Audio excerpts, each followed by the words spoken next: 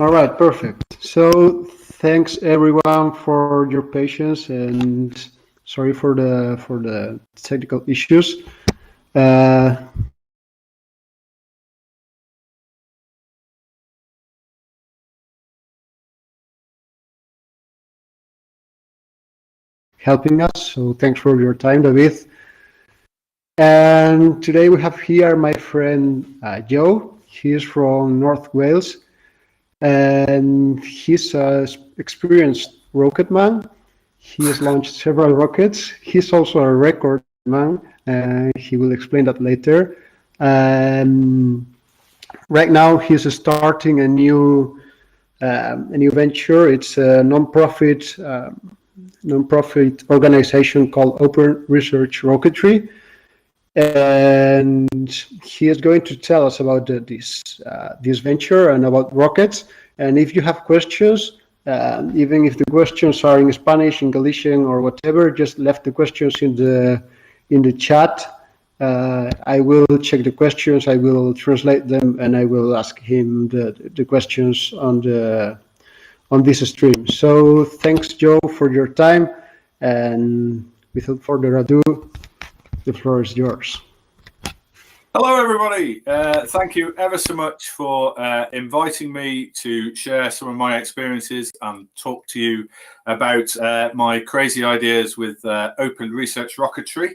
I thought I'd just start off with a little bit about me. So yes, I'm Joe. I'm also known as Concrete Dog. That's like my personal sort of handle online platforms on Twitter and things like that. I'm a freelancer. I do all kinds of little bits. I work in a few sort of maker spaces. But one thing people sort of know me for a little bit is I write for Hackspace magazine, which is part of the Raspberry Pi press group. Interestingly, if you didn't know, Hackspace magazine, you can get all the issues for free as PDF downloads on the Hackspace site. Typically, I've started a live stream and my phone has exploded with notifications. So that's typical. But I'm known for sort of making lots of different things, but I do a lot of stuff with rocketry. I've done things like I've sat on the UK Rocketry Council, which deal with the sort of safety issues and aspects of UK rocketry. And I've designed and flown numerous kind of rockets and stuff. So this next slide, that's this rocket here, which is a nice nice sized. It's about kind of maybe 1.5 meters tall rocket. It's a high power rocket, so you need some certifications in most countries around the world. You'd need to do a sort of certification flight as part of a rocketry organization to be able to sort of legitimately fly this sort of size and power weight of rocket. But the reason I'm quite proud of this one is that it's completely open source. So the design for that rocket is all published on my personal GitLab repository. But also, not only that, I try to use open source tool chains to make everything, so that hopefully people can, there's a lot of difficulty in getting into rocketry, and I think if we can use open tool chains and open source stuff to help make that more accessible to everybody, then that's a good thing. So I took this other photograph of this tiny rocket, which I also have here. This is about the smallest rocket I've ever built. I'm not sure if people can see the cameras. Okay. Yes, I think they are working on that, but please, people from YouTube, confirm there is no, you cannot see the cameras. Okay, so they're just getting the presentation view, is that correct? Yeah, apparently they are just getting the presentation view. Okay, so in the slide is the rocket that I've got in my hand at the moment. It's tiny. It's around, I would say, 18 centimeters long. And I designed and built this rocket because I wanted to try and have a go at breaking an altitude record for the smallest motor class of rockets that there are, which are A-impulse class rockets. And I'm very pleased to say that just coming up to 2 years ago, in May, I broke the UK altitude record, which used to stand at 143 meters, but now stands with this very rocket at 214 meters. So it shows you that there's lots of fun to be had in terms of building big, complex, high power stuff, but there's also lots of fun that can be had in you don't need a massive workshop. If you've got a small desk and access to a laptop and some basic sort of tools, there's certainly fun to be had in rocketry. I chucked in there, that's the official sort of entry in the UK Rocketry Association's certification page for that rocket. You can see that I beat the previous record basically by reducing the mass of the rocket massively, and I got it down to its global liftoff weight was 17.99 grams, which included the motor and all the recovery stuff as well. So yeah, this slide is a brilliant piece of open source software called Open Rocket. It's I can see that some people would probably shudder as I say this next bit, but it's a little Java application. But it's a Java app that allows people to design rockets and then simulate them in flight and kind of plot the altitude and the time of flight and the velocity at different points of the flight. It's a really cool bit of open source software, and is reasonably intuitive to use, but there are numerous guides out there, including a few that I've written, and I've got a couple of videos that help people get started with this tool. The brilliant thing about this is that all the solid rocket propellants, which is mainly what I do, so motors that have a solid lump of chemicals that burns and produces hot gases to push the rocket up. All the rocket propellant companies supply data, and therefore this bit of software has profiles for all the motors that you can actually buy in the real world. So you can design a rocket and you can simulate it flying it with a motor that you know that you can purchase perhaps from your vendor or online. So it's a really funky bit of software, and as I say, there's lots of guys there. Maybe after this I can cobble together some links for everybody, or indeed you could check out the Open Research Rocketry website, which has links to most of these bits of information. Joe, I have one question from YouTube. It's Fantastic.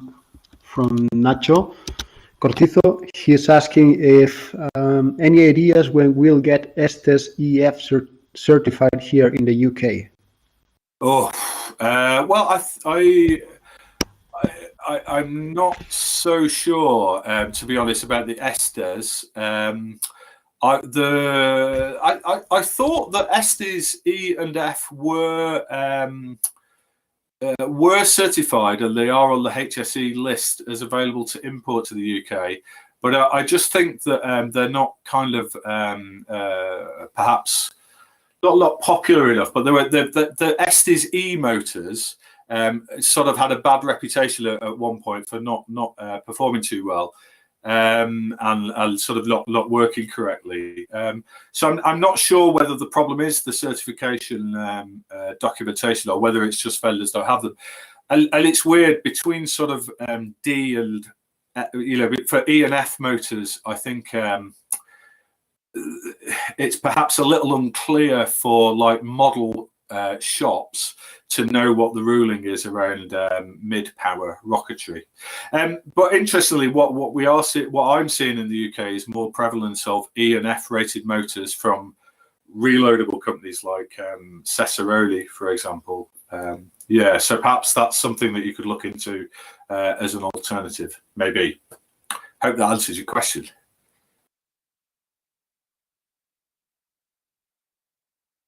It's weird. I don't know whether to pause for a comeback or. Yeah, you have to wait. You have to wait 10 seconds. But yeah, you can go ahead, and if he has more questions, I will let you know again. Cool. And do keep pinging me questions. I'm not an expert in everything, but do keep interrupting me with questions. That's great. Because I haven't got enough slides to fill massive amounts of time.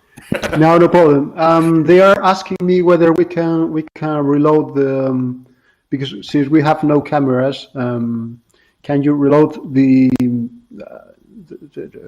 tab, and so basically exit and come back again and see if that fixes the cameras? Yeah, I can do that. Yep. Sorry, YouTube. We will be back soon.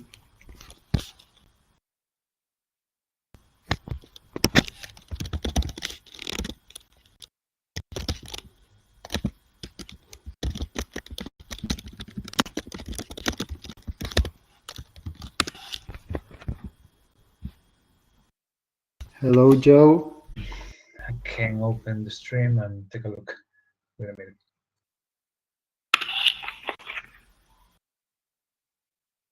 Hello, Joe. Hello. Right, they are. Yeah, we're on YouTube now. All right, we have cameras. Perfect. Yeah, we have cameras. So I'm again, this is Joe. I'm better in a dark room, really. Sorry again for the technical issues. Now you have Joe, and you have some rockets behind him, and also a nice picture of John Coltrane, and also you have a second camera with more rockets. I hope we can make the talk more interesting and interactive now. Cool. Back to you. So yeah, I just put this very poor slide in that sort of the interesting thing I was talking before about. Hang on, my slides have stopped progressing. Wait. We have to make you the host again. Yeah, I've lost control of the slide. Yeah. If you can click in the plus button, you will see a button saying I don't know, hosting. Oh, hang on. I think it's just come back. Yeah. You have right. Yeah. All right. Perfect. So I was talking about this free open source bit of kit called Open Rocket, which is fantastic. And one of the great things about it as well is that it can you can design parts in it for your rocket, and then it will spew out some things that can be useful in the actual fabrication. If you wanted to scratch build a rocket, it's a very useful tool because it can export, for example, things like it can export a PDF of the fins to give you a template, which you may then open in something else to redraw, but it starts to give you like the kind of pathways where, for example, I use OpenRocket, export PDFs of the fin patterns that I've developed and maybe the other parts, internal parts of the rocket. And then I'll use other open source stuff like Inkscape to tweak those drawings before perhaps sending them to like a CNC router. And also you can use other software to model different parts of the rocket. So this next slide, I keep clicking my arrow keys to progress slides, but that doesn't work. So just if I've put Open Rocket in the middle of this this slide here, just around it are some of the other kind of open source tools that I use on a regular basis to help kind of make parts for my rockets. So, for example, you know, nose cone geometries are quite tricky sort of items to build. I certainly wouldn't like to try and carve one out of you know, balsa wood or something. I'm not skilled enough for that. But through a combination of knowing what type of nose cone I've designed in OpenRocket and knowing dimensions of it, I can. And there are some great examples and of ways that people have built these using things like OpenSCAD, which is like a code-based CAD environment. So somebody has basically written there are lots of script examples out there of scripts that help you generate geometries of nose cones using OpenSCAD, and things like FreeCAD as well can be really useful for that kind of stuff. So 3D printing using open source stuff for nose cones is one technique. Another technique, I'll show it on my phone camera maybe, is 3D printing molds. This little red nose cone is a fiberglass nose cone that I've laid up in fiberglass, but I've used 3D printed molds to help me kind of realize that. So yeah, lots of nice open source CAD stuff. Then things like Inkscape for drawing fins and other parts, which I can then use FreeCAD, for example. I could import those into FreeCAD, set up some tool paths to cut those on I've got a little CNC router at home, or if you've got access to like a makerspace, you could go from Inkscape to a laser cutter to help cut some plywood. But even down to like using things like Cura so that you can publish your files so that people can tweak your settings.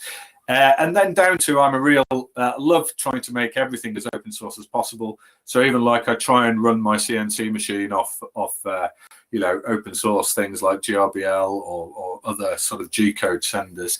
And of course, for sort of if you're getting into, as I'm slowly getting into, but others in the Rocketry community are involved in, if you're building like little electronic payloads, you might use things like KeyCard to help you realize those. And of course, there's lots of stuff that we can do with things like Python and other open source platforms. So I've pressed the wrong button to move my slide again. I'm going to learn that just by the end of this presentation, I think. So Open Research Rocketry is something that I'm currently in the process of setting up. It's going to be, as Shabby said in the introduction, it's going to be a non-profit limited company here in the UK.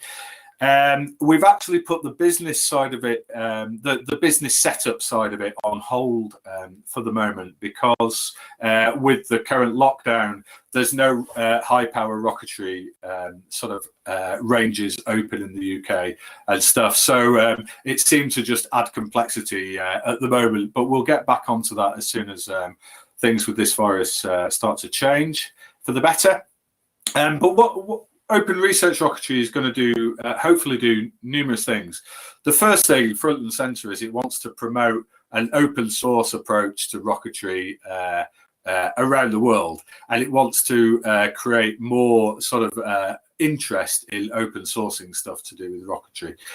And there's a few sort of reasons for that. So the first line on here is that in amateur rocketry, from model rockets through to great big high power rockets, there's a real prevalence of sharing. If I go to an event and I meet sort of people who fired off far more complex, far more number of rockets than I've ever done in my life, most of them are really, really, really happy to share their experience.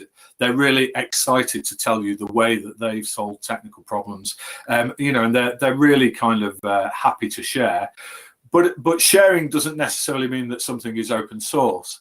So by that I mean, I can share the ideas, but I don't really know if I'm allowed to use those ideas because perhaps I don't know whether they're licensed or whether they're proprietary and stuff like that. So I want to build that culture of sharing, but make it more practical so that people understand a bit more about open source and how that works, so that people can then really leverage the sharing that happens. And another area around open source and sharing is that a lot of rocketry, a lot of newcomers to rocketry seem to come into rocketry via like academic rocketry teams, which is really cool. Like it's a really great way to get into rocketry. So that might look like at the moment, we're seeing lots of university groups setting up around rocketry who maybe haven't got much experience with rocketry, but because they're an academic rocketry team, they maybe set themselves the goal of taking part in like the America Spaceport Cup, where you build a great big massive rocket and try and fire it to sort of 10,000 feet, which is a huge, complex kind of project. But often these academic teams and other teams, to be fair, are in competitions. So sharing is a little bit less prevalent between those teams because they're in a competitive model against each other. But quite interestingly, they come to the sort of amateur and research rocketry communities for help. So I saw there was a slight sort of issue there of we need to make sure that if we're creating a sharing open source culture around rocketry, that everybody can access that, and that stuff flows kind of from all different teams wherever it can. Open Research Rocketry really wants to promote rocketry, and one of the biggest problems rocketry has is that people just don't know how to get started or how to join in. So we want to do stuff to help address that. And then another really interesting aspect I find in the UK, and I'm not sure what it's like in other parts of the world, I've got some overview of some areas, is that there's no real sort of data collated on amateur and research rocketry. And that's from both, I mean, that perhaps is, if I go to like a local-ish rocketry club in the middle of the UK, they might keep data about what happens at their club, but it's not particularly kind of shared. So it's quite interesting that it's a community that can't necessarily always represent itself, because it's really difficult to be able to say, like, if somebody asked me, like, how many rockets were launched in the UK, how many amateur model or high power rockets were launched in the UK last year, I wouldn't be able to tell them. Which, if people were sort of, I don't know, maybe looking for funding to set up a community project around rocketry, that's a real challenge for them then, that they haven't got that data. But there's also other inconsistencies in the data around rocketry. So the other area is flight data.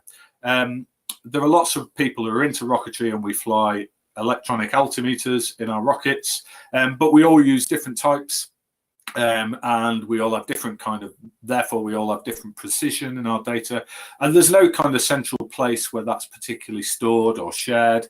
And that's something that Open Research Rocketry is really interested in trying to develop kind of ways to solve that. And then I've put at the bottom here, clear licensing promotes uptake. Rocketry is full of sharing woes, which brings us back to that open source thing. That there are some great projects online. I won't sort of name names, but there's a couple of fantastic altimeter projects out there that are kind of, the code's been shared, but there's no license on the code, so people don't know if they're allowed to use it, or in what way they're allowed to use it. Like, are they only allowed to use it if it's non-commercial? Can they change the code, for example? So promoting sort of decent open source practice, getting stuff, using as much open source tool chains as possible, and also getting people to license their projects is key, I think. So as such, we've got a bit of a website up and going, and we've got some projects of our own that we're starting to promote. The first one we did was one that I kind of set up to fail. So we had a flight survey that people could self-select to fill in and tell us about a rocket that they'd flown. So it was a series of questions, and they could fill it in and tell us some of the details about a rocket that they've flown, to see if that was a good way for people to collate data. I kind of knew that it was potentially going to fail, but I kind of wanted to try it anyway, because I thought it was interesting to research whether that could work, and then it might give me some fuel and some argument to say, well, actually what we need in the community is perhaps more of a kind of online hub that hardware maybe connects to, and we can submit our logs more kind of automatically from a sort of shared kind of flight computer platform, for example. And we have we've just released this last week. This is a sort of a first open source hardware project to do with rocketry that we've released. mainly as a kind of test example. I'm not sure it's the most useful project in the world. It's a little electronic match igniter circuit. So it's a circuit board, and when you build it up, it basically switches power to ignite a electronic match. Electronic matches are little wire igniters with a sort of explosive match on the end. If you've ever sort of fired even the smallest model rocket, you've essentially used a type of electronics match. But they get used in more complicated rocketry. For example, if we look at the open source ODR rocket again, this rocket would fly up to apogee, to the top of its flight, and then at the top of its flight, the altimeter inside it would explode, would toggle a pin that would fire an E-match and a small charge, which would blow this rocket section apart, and it would then put out a small parachute. So it would start to descend really quickly, much too quickly than you would want it to hit the ground, but it would be coming down quickly but close to you. The problem is if you put a large rocket up to, say, 3,000-4,000 feet, and you put out a big parachute at the top of the flight at apogee, if there's a slight crosswind, you're going to have an extremely long walk to retrieve your rocket. So what people do is this thing called dual deployment. So at the top, the first deployment is we pop a part of the airframe apart and release a very small parachute, which brings it down very quickly, but not drifting away from you as far. And then we've programmed the altimeter with a predefined return height to explode the second charge to release the main parachute. So that typically might be, I don't know, 300 or 500 feet, a couple of 100 meters. And then we might blow off the nose cone, blows off this rocket, for example, and releases the main parachute, which is much bigger and slows down its descent rate. So this little electronic doohickey is basically a board that you can toggle a GPIO input for a few milliseconds, and it will blow up we shouldn't use terms like blow up. It will ignite an E-match igniter. And it's useful if you wanted to build perhaps a modular flight computer where parts of the system are in different stages of the rocket or different sections of a rocket. But also it's useful perhaps for on-the-ground testing when you set up an area and you test that the rocket will actually physically split apart with the size of charge that you're using, etc. So that's open source. That's on there now. If you don't really understand PCBs and stuff like that, the most simple way to get some would be you can download the files and re-upload them to somewhere like OshPark, and I think they will produce them and send them to you for about £3 UK delivered, which I guess is about €3-4 delivered. Was there a question, Shabby? Yes. People is asking how can they get involved with ORR? So there's a couple of ways. They can go and look at www.openresearchrocketry.co.uk and look at what's going on there and get in touch. I'll be putting my email at the end of this selection of slides. You can also do a search for Open Research Rocketry or search for us on GitLab and have a look at the couple of repositories that we've got open there. Yeah, we're really keen to have people contribute, and we're in the process of, it's not fully set up, setting up a Riot chat room for people to do online chat about Open Research Rocketry stuff. So yeah, do hunt us down and get involved.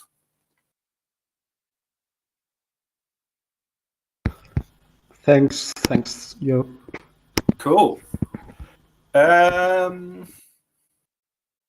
We got next. Okay, so the other thing I love about, so I'm really obsessed with not just, like the first rockets I built were made out of kits, which is a really, really good way to start. Buy yourself an Estes I don't know. There's loads of beginners Estes kits, and you can buy them and build them and launch them in somewhere like a reasonable sized football field or a park. But I quite quickly got into wanting to build bigger and better. But I'm also really interested in scratch building stuff and making stuff on my own. So it's even gone as far as it's led me down the slippery slope into an addiction to sewing. So I started off making, quite simple parachutes out of bits of ripstop nylon that are just a sort of, semicircle, a hemisphere. But then I got into more complex stuff. There are different types of parachutes with different types of descent characteristics and whether they're more prone to spinning or doing this and stuff. And so it's led me down some really interesting kind of subject areas. And this slide is my latest sort of obsession is building annular parachutes, which that parachute, when you can see it inflated in the picture in my hand, doesn't look like it has much surface area, but because of the shape of the canopy, which is held in place by the very specific lengths of lines on it, this actually has one of the highest drag coefficients of types of parachute design. Even though it's mainly a hole, it's very hard to sort of believe, and it's very counterintuitive. But it has a really, really high drag coefficient. So, but they're quite hard to design. There's some old papers in the public domain by a guy called Kanaka is his name. And they're full of all the designs and the maths for how you design these types of parachutes. So, for example, another repository that we've just made public this week is I put together, and this is my coding skills are pretty poor. So any Pythonistas out there who want to get involved in this repository and make it look better, please do get involved. But I've made just a little simple, terrible GUI, but a little calculator that basically you put in a desired diameter for your annular parachute that you want to design, and the number of gauze, which is the number of separate panels you want it to have. And you click the calculate button and it runs all the maths and chucks out all the design parameters that you need to sit at home at night and sew up your own annular parachute. It's a great Corona lockdown hobby to get into. So yeah, that's the type of sort of stuff that we want to kind of build. We've got more hardware projects, ideas that we'd like to build. We've certainly got more open source rocket designs that I would like to pull onto the repos. I also want to move some of the open source designs that I've done under my own personal sort of GitLab repositories. I want to move those under the Open Research Rocketry banner, but also want other people to contribute if they get into designing their own stuff. I love this photograph. That's a photograph of this ODR rocket again, a couple of thousand, maybe a couple of thousand feet up, maybe 3,000 feet up actually, from last summer. One of the interesting things is when I started sharing that I was doing more high power rocketry, and this was quite a big motivation to setting up Open Research Rocketry, is I started having companies getting in touch and asking me, could you fly this electronic thing that we make on a rocket to this height? And so, for example, the first one was a gentleman whose company makes LoRa nodes that measure particulates in the air for air quality measurement. And he was really interested in stuff between 5,000 and 6,000 feet above ground level. And that's quite an interesting sort of height above ground level, because it's too high for a drone, for a quadcopter or a multicopter. And you could sort of pass a high altitude balloon through there, but a high altitude balloon through there is going to continue and go to up to whatever they go up to. And also is perhaps quite an expensive way to do it, and maybe takes quite a bit of time to do. Whereas rocketry sort of sits in a bit of a niche there, where you know, I could fly a rocket to 4,000 or 5,000 feet for around maybe 40 to 60 UK pounds for the cost of the motor, and I could retrieve it perhaps within 20 minutes, you know, walking to pick it up. And so then we could reload that rocket and we could do it again and again. They offer that kind of niche that we could quite quickly turn around and fly stuff to this altitude. Is there a question? Yeah. What kind of propulsion do you use? Great Like on this question. rocket or on any other rocket? I don't know. So the smaller rockets, sort of model scale stuff, I use, and most people use, black powder rocket motors, which are the standard sort of. There are a couple of companies that make them, Estes, as I've mentioned before, or there's a German company called Klima that make some of the smaller motors. As you step up in size, you get motors like this, which is a used motor.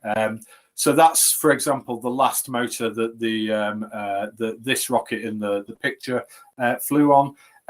It's what we call a reloadable system, and it's the main chemical in there is ammonium perchlorate. And these particular ones are made by a company called Cesaroni. There's another company that make them called Aerotech.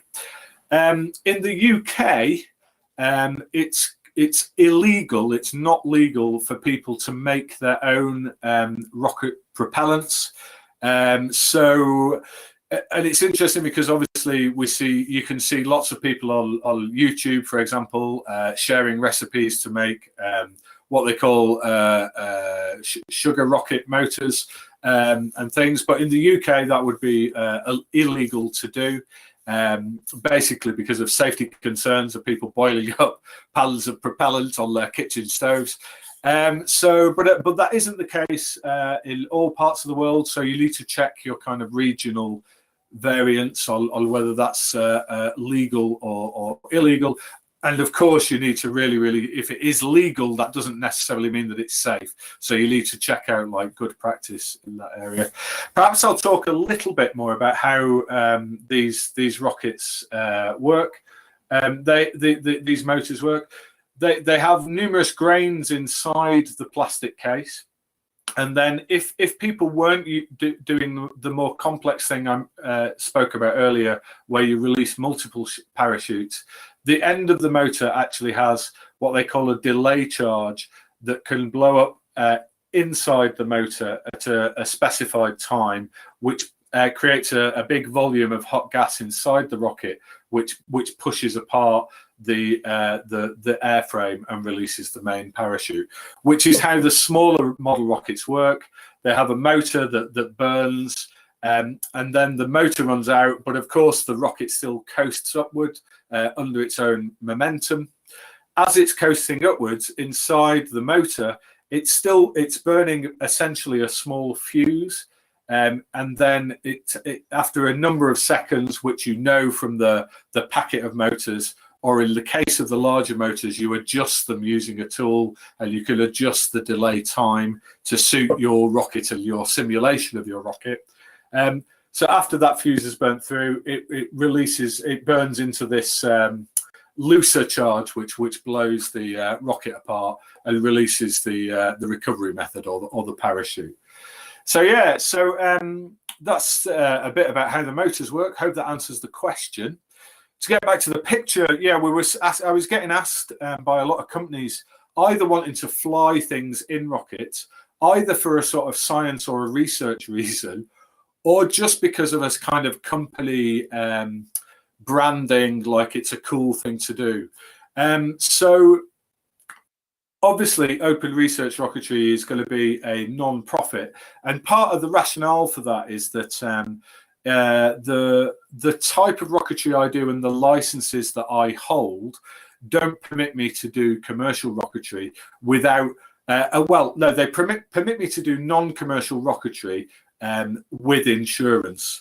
If I went and tried to do commercial rocketry, which I could do, I would instantly need to pay like a really large sum of money to do to an insurer to allow me to fly commercially, and that's a lump of money that I simply don't have at the moment.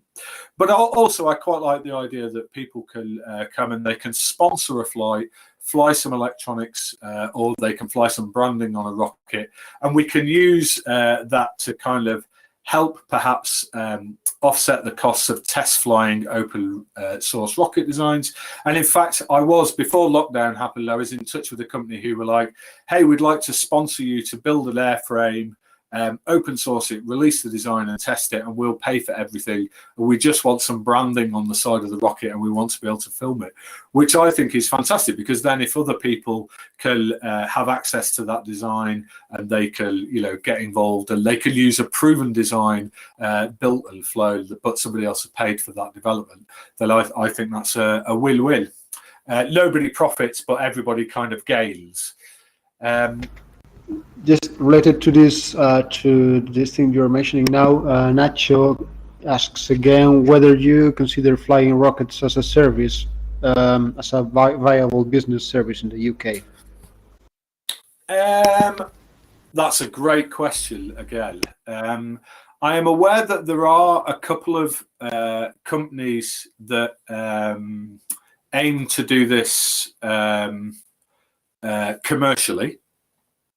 I wish them every success in the world. I think that's fantastic. I want to see more rocketry, whether it's commercial or non-commercial or open source or not open source. I think I'm not sure. I think momentum would need to build in terms of rocketry at lower levels. I think the arguments about people doing orbital insertion and small satellite launches from the UK are almost kind of a separate argument. I think where it's interesting perhaps is this kind of rocketry as a service for stuff between 5,000 and 20,000, 30,000 feet. I think there's some interesting science that can be carried out in those areas. Whether it's I personally don't feel that it's enough. There's enough market for that commercially at the moment. But I think if you're a company that's for example, aiming to do sort of much bigger orbital insertion satellite launches down the line, but you're flying things in that kind of altitude level at the moment, then perhaps it is a viable commercial activity for you, as it offsets some of your kind of research and development. Just my opinion. Plenty of people would disagree with that. So yeah, and I'm interested in building communities that may indeed be a big part of industry in years to come. But for me, that's the stuff that excites me, is like getting people involved, not so much the commercial aspects. Good question though, again. Okay, what's next on the slides? Oh, sorry, Shabby? I have another question from Felix. He's asking, well, he's mentioning a problem in Spain, and he says that here in Spain, if you want to launch a rocket, some organizations, what they do is they launch it from airports or really remote areas, and he's asking, how do you handle that in the UK? Good question. So in the UK, we have an organisation called the UK Rocketry Association, which is similar to things that you may have come across in America or other parts of the world. Like in America, they have the National Association of Rocketry, and there's also the Tripoli organisation, which is a sort of mainly in America, but has branches across the world. So our version of that, the UK Rocketry Association, holds the sort of position of maintaining a safety code for rocketry. So within our safety code for rocketry in the UK, there are a group of rules that enable people to set up launch sites for rocketry.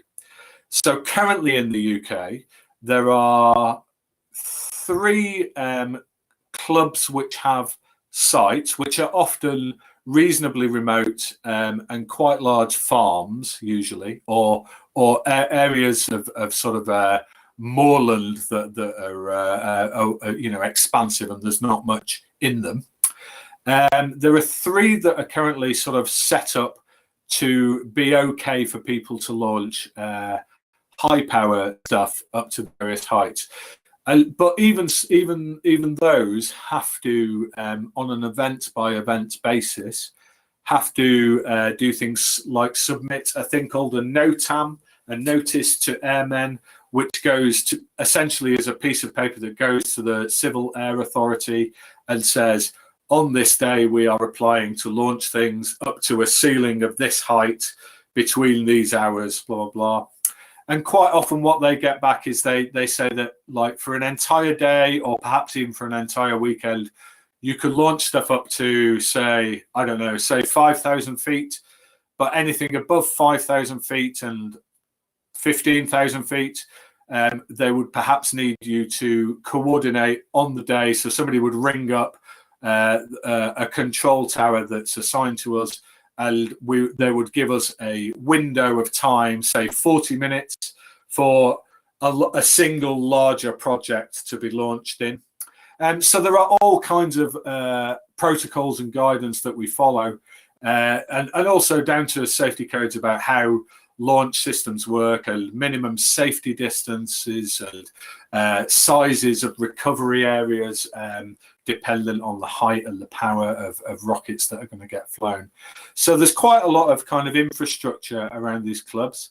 It gets a bit easier. There are other clubs that do lower power stuff. So there's a couple of clubs set up in the UK that typically fly smaller models with less powerful motors. So anything under rocket motors are assigned a letter which increases along the alphabet as they increase in power. So A being the smallest, up to sort of M class being these huge, great sort of motors. So anything under the letter H can be flown without sort of any certification, but still needs to follow some safety rules. So some of the clubs opt to just do low and mid power because you don't have to do things like notice to airmen particularly. So yeah, I noticed that I don't know masses about it, but there is a Tripoli prefecture in Spain. But I only did a very quick sort of search and had a little look. But it looks like, just on some of the pictures that came up in the search, that they've launched quite big things. But whether they've gone to perhaps a different, perhaps even a different country to launch, I don't know. I was involved in the LibreSpace Foundation. Well, I'm still involved in the LibreSpace Foundation, and they're based. Well, they're a global organisation, but they've got a lot of members based in Greece. And a couple of the members from Greece went and did some certification flights with the Tripoli prefecture in Italy. So I'm aware that can happen, that perhaps people can fly things under different in different countries and under different people's rules. Oh, go on. No, thanks. No more questions. Thanks. So how are we doing? What have we got here? Oh, so where Open Research Rocketry, one of the aims with the sort of non-profit aspect of it was, we would really like to actually have some commercial activity within Open Research Rocketry. So, for example, if we come up with a hardware altimeter, we would always share these as open source. That's a given. Everything would be open source. But if, for example, we decided that we wanted to do a run of 500 altimeters and sort out and get them manufactured and then sell those, the way that I hope to set up the organization means that we can do that commercially, and we can make a profit on those sales. But the idea is that financially we wouldn't be able to sort of retain a profit. I'm not going to get rich off this. Nobody's going to get rich, but it may provide employment for people.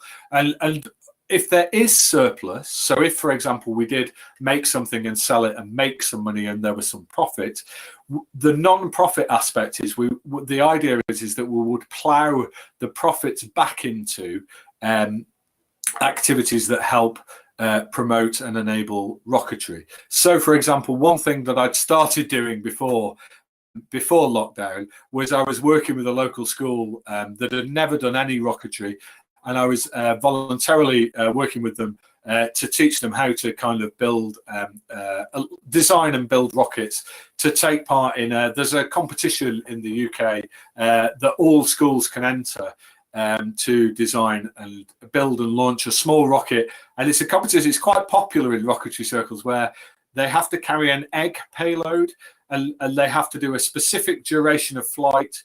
They have to try and hit a specific altitude and not go any higher or lower.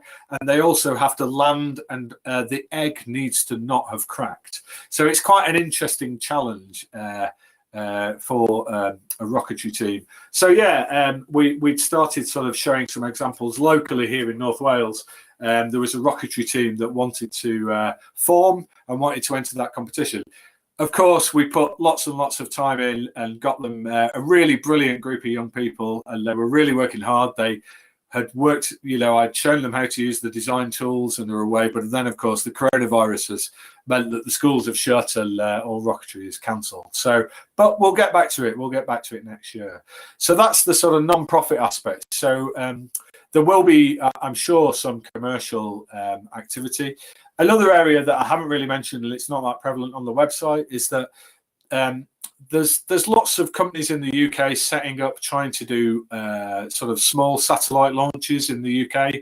I don't think, I mean, if people want to take open research rocketry that far, I am more than willing to go that far, but it's certainly not on the roadmap for the next couple of years.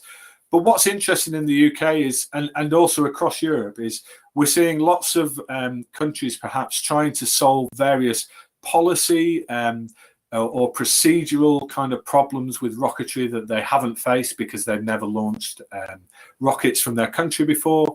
So, for example, in the UK, I know that a couple of companies, commercial companies, have looked at are looking at water-based recovery, because we're an island and because it would actually be easier to do some things out at sea potentially. So there are all kinds of bits of policy that would need developing around that. And open research rocketry perhaps could be a sort of a body in the middle that could do this and publish these bits of research openly, so that we're not wasting resources with multiple sort of companies developing stuff that actually there is no commercial advantage in necessarily, in little silos.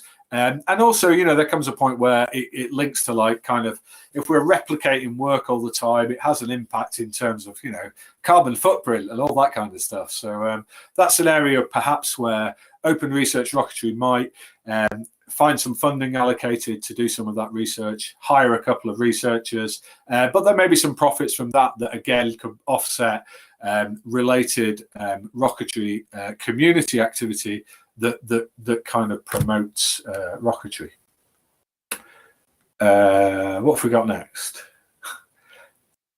Oh, so back to, so I mentioned earlier that's some of the outputs that open research rocketry itself wants to do, but also we've got loads of, we're starting to collate any open source resources for rocketry on the website. So they don't have to be things that open research rocketry have developed ourselves.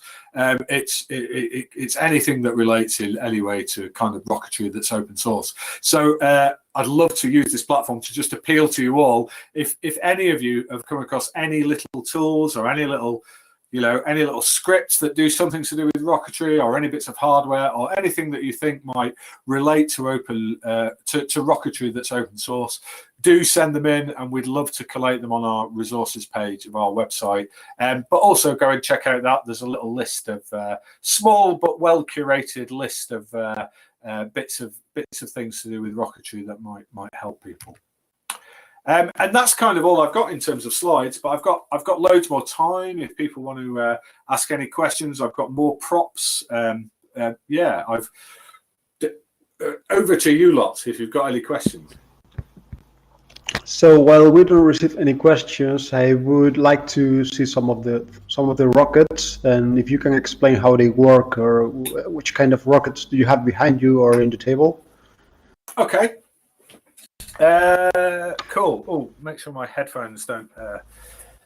Hang on. I just untangled my headphones.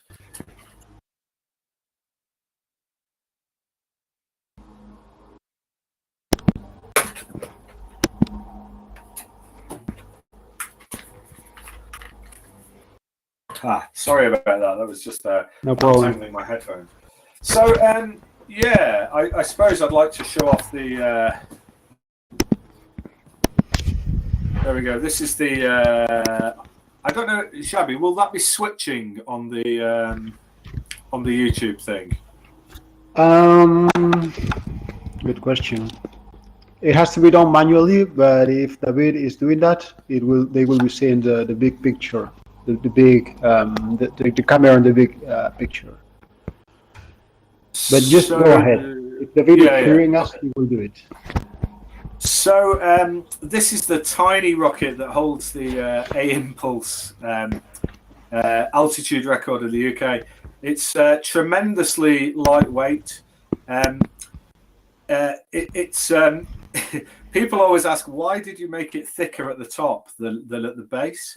And it's a good point, because really that is a waste of drag. But the reason is that you have to fly a certified altimeter, and the smallest one that I could actually purchase was too big for this 13mm tube, but would just fit in this 18mm tube. So I had to kind of design the rocket around the altimeter that I had to fly. One of the ways that I offset and reduce the mass of that rocket was I 3D printed my nose cones rather than using commercial ones. And so it's just 3D printed in PLA, but it's printed in vase mode. So that means it's only got like a single 0.4mm wide layer, making it the thing. It's actually sort of see-through, and you can squash it, but it isn't made out of see-through filament. It's just tremendously thin and lightweight. And then it's been sanded and smoothed. At this scale, you even get into you don't paint them, and you use as little glue as you possibly can because you're so obsessed with getting the weight down. So that's kind of the smallest.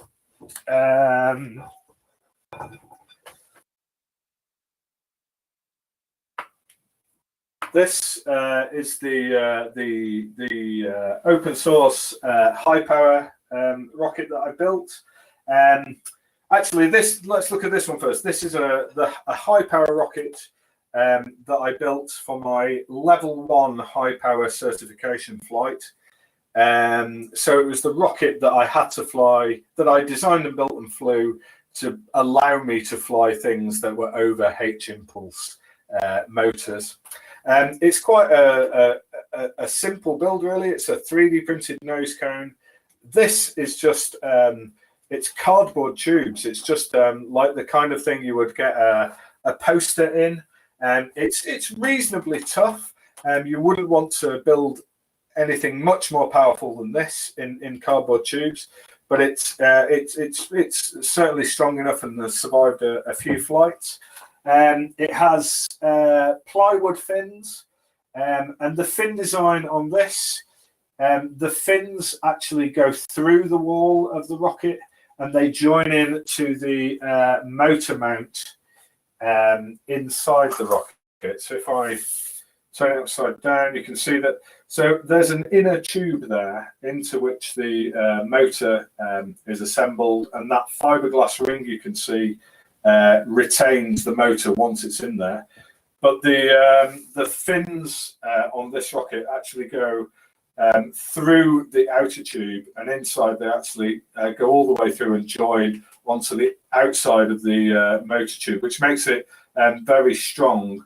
Because one of the rules in the UK that we have is that your certification flights, you have to, the rocket has to survive sufficiently intact to refly again. So if you break a fin off, then you've kind of you run the risk of failing your certification flight.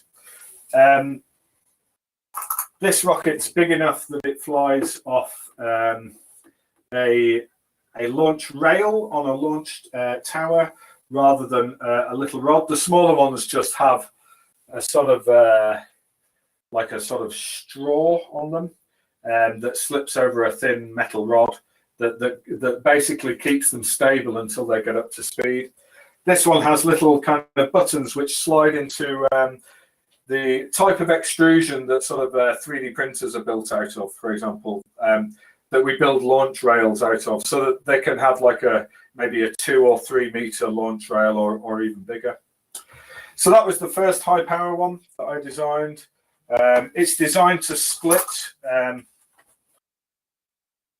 It's designed to split at this point in the rocket. So when the charge goes off inside, it breaks apart, and the orange parts stay together, and it would pull a parachute out there. On the this open source one, and this is similar design. Fins are plywood, but have a small coating of fiberglass to make them much tougher. This is made out of a special type of tubing called phenolic tubing, which is sold by it's like an engineering phenolic that rocketry companies sell. This one is meant to do the sort of dual deploying system that we mentioned earlier. So as such, it's got an electronics bay inside it. So when this was rigged for flight, the green section would be bolted and connected to this black section. And if I can, it's hard to do things one-handed. If I take that out, you can see it has a section here, and let's get the light on there. You can see here that there's a big kind of shackle.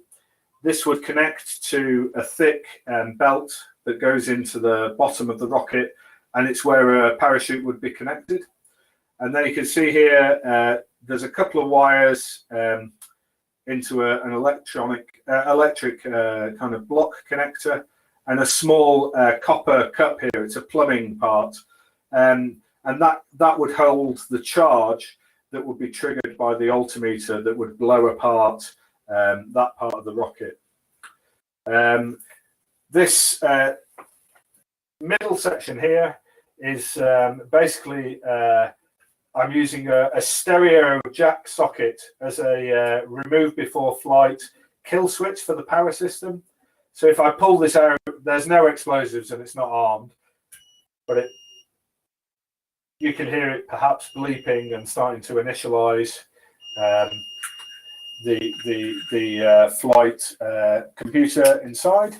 And then on the other side of this section here inside, there's a similar arrangement as we have at this end, but it would blow off the nose cone here, and it's very hard to see, but it actually uses some small nylon bolts as shear pins.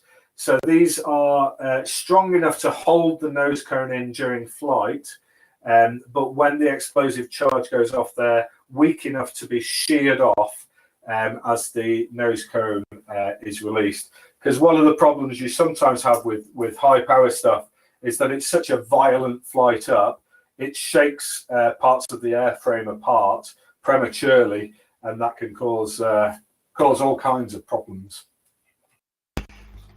So now that you've mentioned the flight computer, you're still there? Can you hear me? Yeah. So now that you've mentioned the flight computer, I have a few questions on YouTube.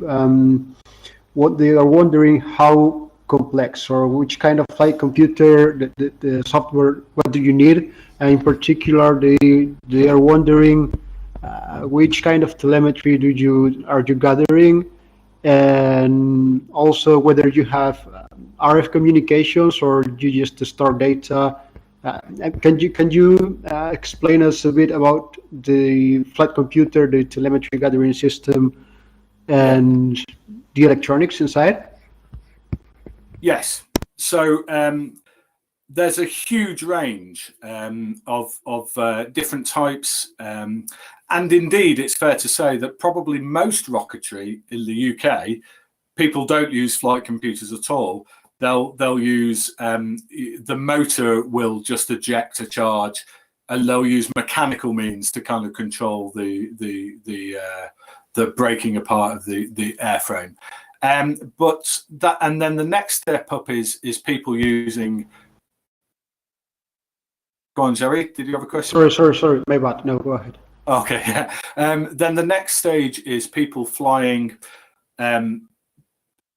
reasonably simple altimeters that log usually log barometric pressure and well, by the way, barometric pressure sensors work with, they will log pressure and temperature, and from that extrapolate altitude.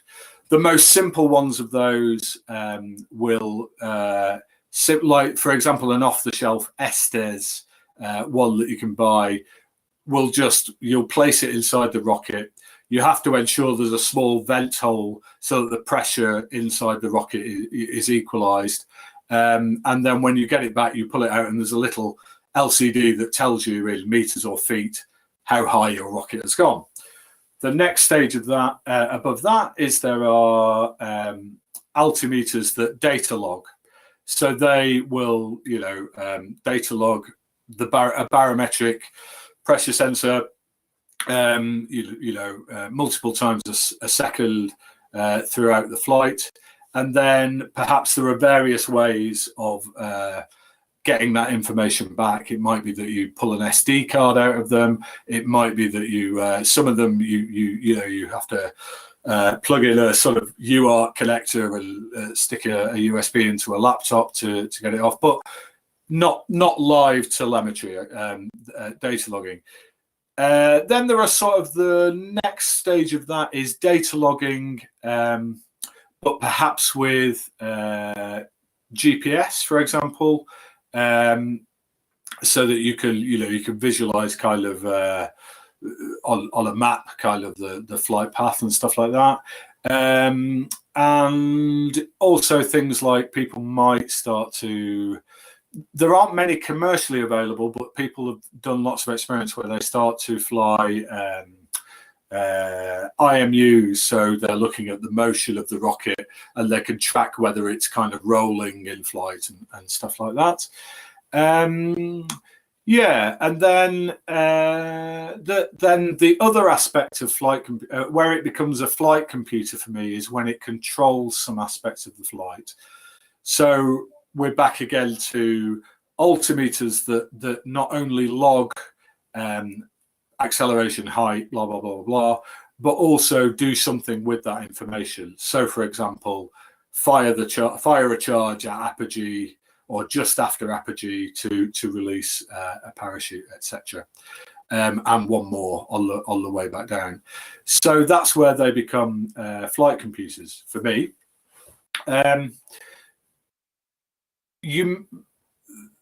Beyond that, there are sort of people do experiments with, for example, trying to stream telemetry. There are people at one point in the UK were quite interested in streaming video rather than just logging video. They were interested in trying to stream video off rockets. So some people have kind of built experimental kind of flight computers that incorporate some of that stuff. What else? The other thing is tracking and recovery.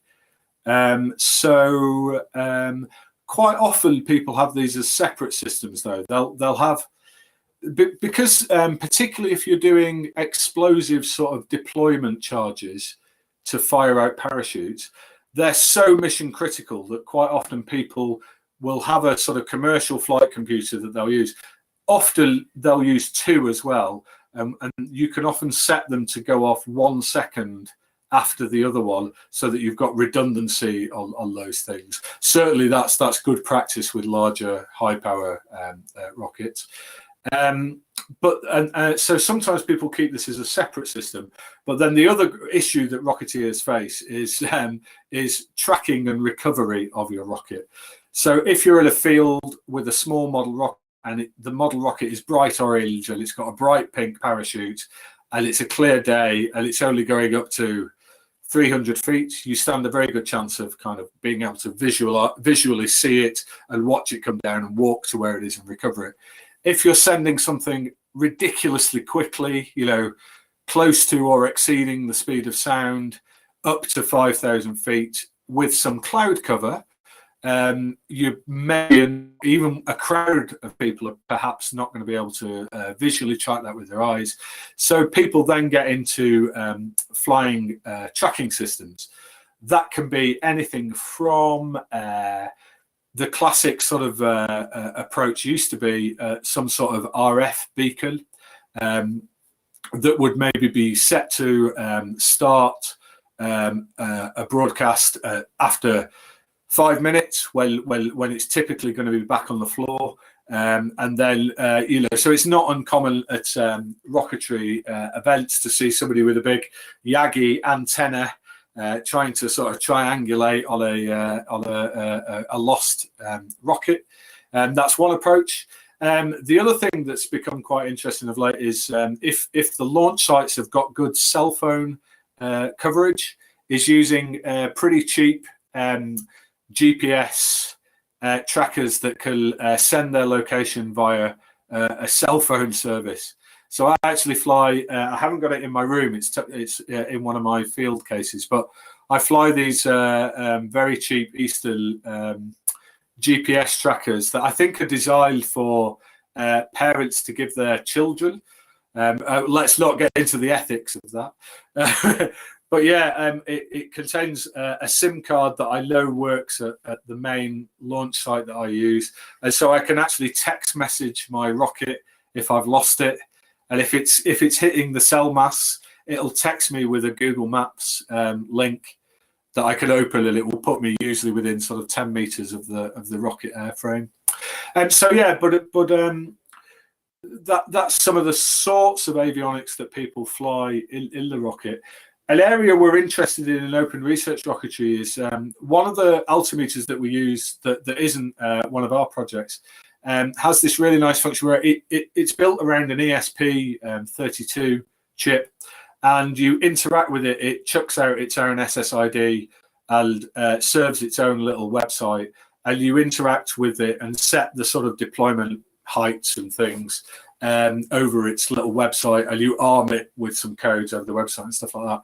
And we're quite interested. It's not a public repo yet, but we're just looking around at ideas as to how you could perhaps go to the next level of that and have a flight computer that logs some details about the user inputs some information about their model or their rocket, and the type of rocket, the height, the weight, the type of recovery, blah, blah, the motor that it's flying on. It does this job of it logs the flight and it deploys charges and does all the flight computer duties. But then what I think would be interesting if there was a way that could then be logged back to a sort of central website where a user could log in and look at their own data of flight, but perhaps also can share their sort of flight logs with other people. It would be interesting and useful in terms of like competition flying, where we could compare stuff that's flown on the same flight computer, even if they're flown, like one is flown in Spain and one's flown in the UK. That's exactly the last question that I have on YouTube. They are wondering whether there is this open source or open data central database where you can compare performance across different launches or different rockets. Well, they are suggesting that could be a really good idea, actually. Yes. Help me build it. In the next few days, I'm going to open a repository that literally just has some ideas written in it about it, and no further than that. But I think it would be a fantastically useful thing to build. And I think there are lots of use cases for it. So, for example, a friend of mine is just starting a doctorate in different types of a type of parachute that they're interested in developing, and he wants to do some flight tests using kind of high power rocketry. And so, like, there's a great use case, is that if he flew the same sort of networked flight computer, he could get back from a launch event at the end of the day, and just all his data about his descent rates and flight durations and stuff is there on his login. Yeah, I think it's an idea that's got some real potential for individual users. It also could really nicely bring a connection between rocketry groups around the world that isn't there. So, like, we could run a global competition for, you know, quite small rockets, but if we make a flight computer design that's accessible, and then the data from that is shared on this open data, that could really sort of have interesting, nice connections for people around the world, joining together, getting involved in competitive rocketry, or just the other one is, like, you know, people build a kit rocket, or they're maybe considering buying, not off us, a commercial kit to build. And before they spend their money, they think, oh, I'll maybe check the online repositories to see. I could define a search for, you know, all flights of that type of kit. And then they could see how well it performs with different motors and stuff. You know, it could be a way that it informs people's decision-making about purchases and stuff like that. So, yeah, I think it's a fantastic idea. And it's certainly on the roadmap of open research rocketry to help develop that. So, yeah, definitely keep an eye and do get involved and chip ideas in. And last question, because it's getting late for everyone, is from Felix, and he wonders which parts of the rockets can be 3D printed. In particular, he's mentioning, let me check the YouTube, he's mentioning the nose cones, the fins, and yeah, some other accessories like motor retainers. Yeah, that's a really good question. And depending on who you ask that question, you would probably get different answers. When I was on the UK Rocketry Council, in the UK, part of the safety code is that every launch at a launch site has a range safety officer who is supposed to sort of visually inspect your rocket, check that it looks kind of safe, ask you questions about the rocket before it flies. And a lot of the range safety officers were asking, what do we do about 3D printed components? And it's a really tricky area, because, I mean, essentially it's a production technique, and it's a material question. So I'm not sure I can give you a definitive answer. So I am pretty happy whenever I see a 3D printed nose cone. It seems to me that 3D printing is a great use case. Nose cones are a great use case for 3D printing, because they're complicated shapes to sort of make using other methodologies. And a nose cone bears force, you know, from the outside, but it's not particularly bearing much of the thrust from the motor. So I you know, apart from perhaps when you get up to transonic, when you're looking at things going faster than the speed of sound, then obviously 3D printing potentially might not be the correct solution for a nose cone. Motor retainers is an interesting one. Again, it depends slightly on the 3D printed material. So, for example, like PLA, some of the motor burn times would bring PLA close to its glass temperature. So there's a chance that they're going to melt and stop retaining the motor, which obviously is dangerous. It's dangerous in terms of it potentially ejecting the motor. It's dangerous in terms of then your airframe not potentially being able to eject its deployment parachute. So, you know, that there's dangers there. But if you're printing them out of ABS or nylon, for example, that might be different. Fins, that's a really tricky one. I personally don't particularly rate my printing skills good enough to get strong enough fins. And also, it's not just the case of a fin necessarily failing and breaking and causing the rocket to be unstable in flight, which is obviously dangerous. It's the fact of if it's going to flutter, if it's going to bend in flight out of shape, and obviously that might introduce roll, or it might introduce kind of trajectory kind of changes that you don't particularly want. So I don't know, but equally, 3D printing, you know, to make aerofoiled shaped fins is very attractive because it's a you know, a very difficult shape to realize using other methods. I've used in some rockets like this one, I've used 3D printing to make non-standard size tubes. So like this is actually the first rocket I designed and scratch built, and it's made out of a cardboard tube out of the middle of some Christmas wrapping paper. It flies excellently, and it's been a real useful sort of test rocket. But yeah, it's got a very a non-standard tube size. So I've 3D printed the coupling tube for this rocket. But I'm aware that I made sure that to increase my infill, and I did various tests, kind of pressing them with different weights to see how much they flexed and moved. And also I made sure that my layers were adhered very well. So that, you know, if my bed wasn't leveled properly, perhaps, or there was a bit of a blockage in my nozzle, I might have a couple of layers that were quite loosely kind of put together.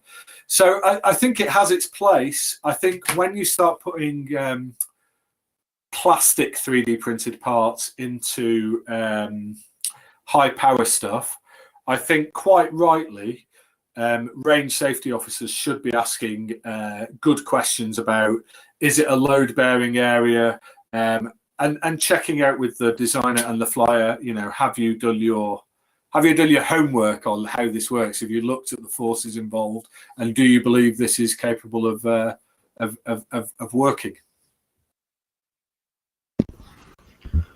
All right, thank you very much. That was the last question.